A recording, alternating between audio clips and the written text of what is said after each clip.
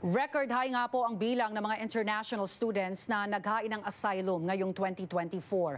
At posibleng tumaas pa ito dahil sa nagbabagong immigration policies ng bansa. Pero tama ba itong gawing ruta ng ilan? Narito ang one-on-one interview ng Omni News sa regulated Canadian immigration consultant na si Debbie Piandong. Halos 14,000 international students ang nag-claim ng asylum ngayong 2024 mula sa bilang na halos 2,000 lang noong 2018. Ano yung nakikita mong mga dahilan? Bakit tumaas ng ganito? Siguro dahil nakikita ng ilang international students na ito yung paraan para magstay sila ng mas matagal kaysa sa status nila sa Canada. Dahil din sa ang daming restrictions na in-announce ang IRCC, ito yung parang nakikita nilang paraan para makapanirahan sa Canada ng mas matagal. At saka baka ito din yung advice sa kanila ng mga iilang tao na akala nila ay pwede nilang pagkatiwalaan, pero it turns out baka hindi naman pala. Pwede nga ba na mag-claim ang mga international students ng asylum?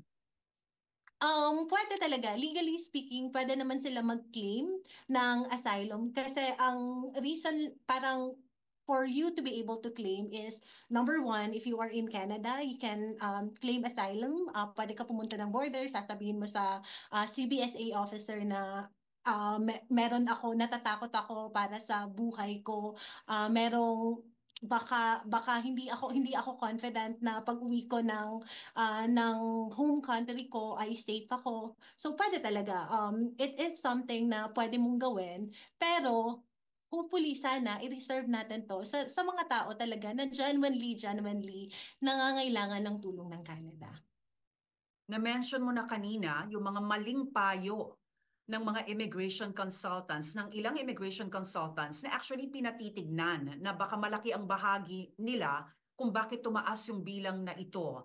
So, ito medyo false claims yung pinapahain talaga ng mga ilang immigration consultants. Your thoughts on this? Ano ba talaga? Naglipa na yung mga ganitong immigration consultants? Kung sa Pilipinos, I don't think so.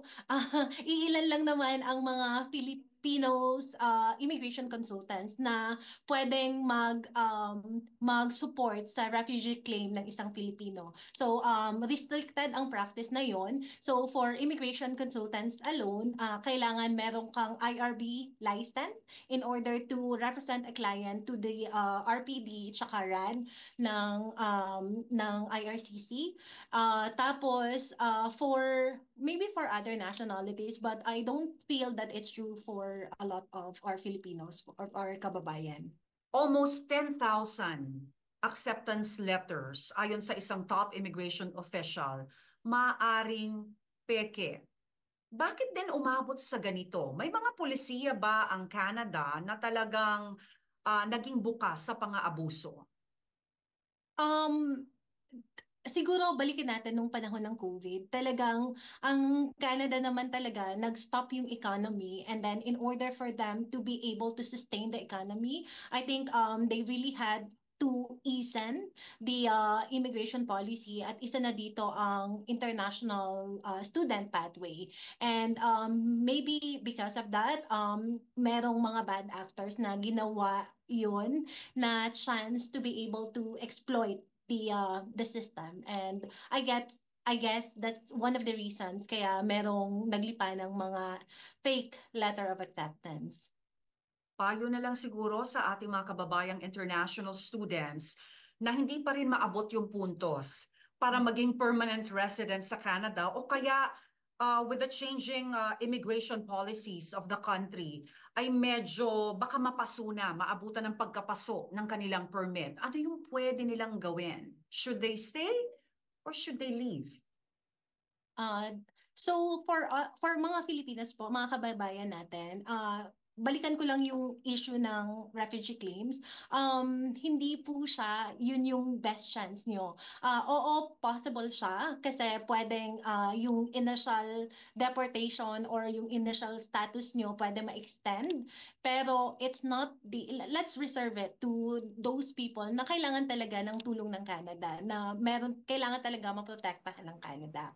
So for those na gustong magstay dito legally, bago mag-expire yung status nyo, maybe one year before mag-expire yung status nyo, you have to check with a licensed, regulated, at genuine yung interest ay para sa inyo na mga authorized representative para ma-check nyo kung ano ba yung mga possible ways of extending your stay, kung pwede na siguro mag-apply for PR, ma-navigate nyo together, and also make sure na mag-research kayo. With all the changes, we know that it's easy to pay for someone, right? Pero of course, you have to understand what you are going to do, and you have to exercise caution in trusting and even checking your eligibility. Kasi at the end of the day, kahit nagbayad ka, it's your application. It should be yours, and you should know your rights and your responsibilities. Debbie Piandong, nakausap po natin sa Omni News. Maraming salamat, Debbie. Thank you.